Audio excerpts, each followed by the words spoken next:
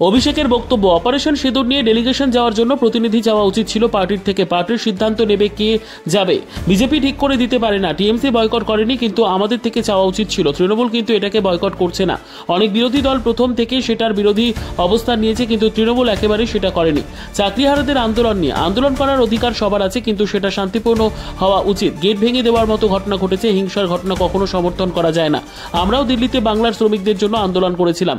এখানে আমাদের সাথে যা হয়েছিল তার প্রতিবাদ আমরা রাজভবনের সামনে এসে শান্তিপূর্ণভাবে করেছিলাম। রদবদল হয়েছে পারফরমেন্সের ভিত্তিতে, সবার সাথে কথা বলে। দল সিদ্ধান্ত নিয়েছে কারোর ক্ষমতা খর্ব করতে নয়। যারা ভালো কাজ করেছে দল তাদের পুরস্কার দিয়েছে।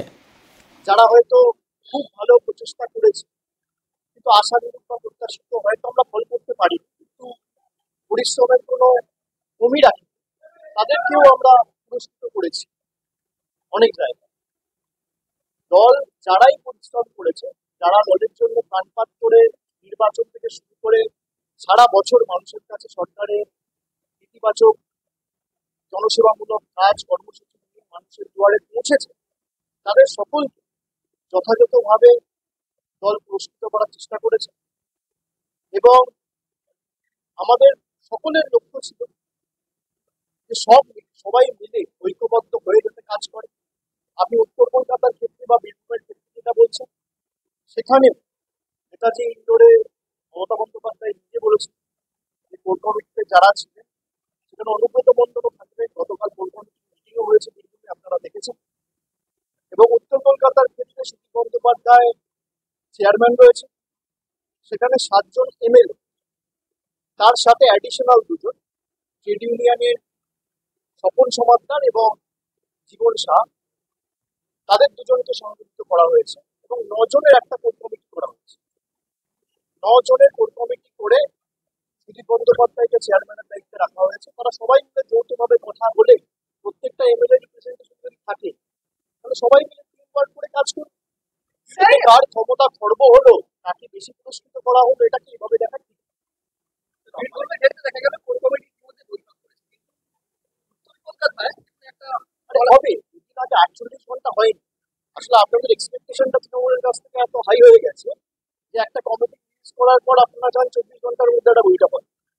এবার কেউ কোন প্রান্তে রয়েছে, কেউ রয়েছে কলকাতায়, কেউ রয়েছে কোনো জেলায়, কেউ গেছে কোনো তীর্থস্থান ভ্রমণে, সবাইকে তো 1,000 আসতে 2 দিন টাইম লাগে। তো নিশ্চিতভাবে বীরভূমে যেমন গতকাল হয়েছে, অপেক্ষা করুন, নিশ্চিতভাবে উত্তর কলকাতাতেও হবে। গণতান্ত্রিক দেশে গণতান্ত্রিকভাবে আন্দোলন করা, প্রতিবাদ করা বা কোনো রকম ভাবে প্রতিবাদ প্রদর্শন করা অধিকার সবার আছে। আর বাংলা বলে নয়, ভারতের যত রাজ্য আছে, ভারতের প্রত্যেকটা জায়গায় অধিকার রয়েছে। কিন্তু আমি কোনোভাবে তাদের আন্দোলনকে ছোট করবো না, সে দৃষ্টতা আমার নেই। আমি কোনোভাবে চাই না এই আন্দোলনকে রাজনৈতিক রঙে রাঙানো হোক। কিন্তু যারা আন্দোলন করছে, আমার তাদের কাছে অনুরোধ থাকবে যে আন্দোলন কখনো হিংসাত্মক নয়। আমি কিছু ফুটেজ দেখেছি, আমি কাউকে দায়ী করছি, যে জোর জবরদস্তি গেট ভেঙে দেওয়া হচ্ছে।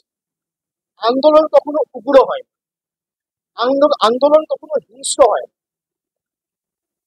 গান্ধীজি অহিংসার কথা বলেছেন, নন ভায়োলেন্সের কথা বলেছেন। আমরা 100 দিনের কাজ নিয়ে দিল্লিতে আন্দোলন করেছি, বাংলা থেকে 10,000 জন গেছে। আমাদের উপর কিভাবে, এমনকি সাধারণ মানুষ ছেড়ে দিয়ে, মানে যারা নির্বাচিত প্রতিনিধি, এমনকি মহিলা প্রতিনিধিদের, জনজাতি মূলবাসী প্রতিনিধিদের চুলের মুঠি ধরে বার করেছে। আমরা অহিংসার পথ অবলম্বন করে আন্দোলন করেছি। আমরা পরের দিন এসে রাজভবনের বাইরে ধর্ণা দিয়েছি। আমরা হিংসার পথ অবলম্বন করি। আন্দোলন করার অধিকার সবার আছে, কিন্তু কোনোভাবে আন্দোলন যেন হিংস্র না হয়, আন্দোলন যেন কোনোভাবে বল প্রয়োগ করে, কোনো সরকারি সম্পত্তি নষ্ট করে, কিছুভাবে গেট ভেঙে জোর জবরদস্তি বল প্রয়োগ করে, সেটা হলে আন্দোলনের যে সারমর্ম বা এসেন্সটা, সেটা কোথাও হারিয়ে যায়। এটা আমার দৃঢ় বিশ্বাস। বাকি আন্দোলন যে কেউ করতে পারে, এতে অসুবিধার তো কিছু নেই। আর সরকারের ইন্টেন্ট পরিষ্কার করেছে। আমরা রিপিটিশন ফাইল করেছি সুপ্রিম কোর্টে, ম্যাটার সাবজেক্ট।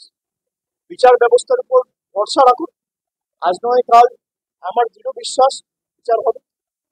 ঠিক আছে।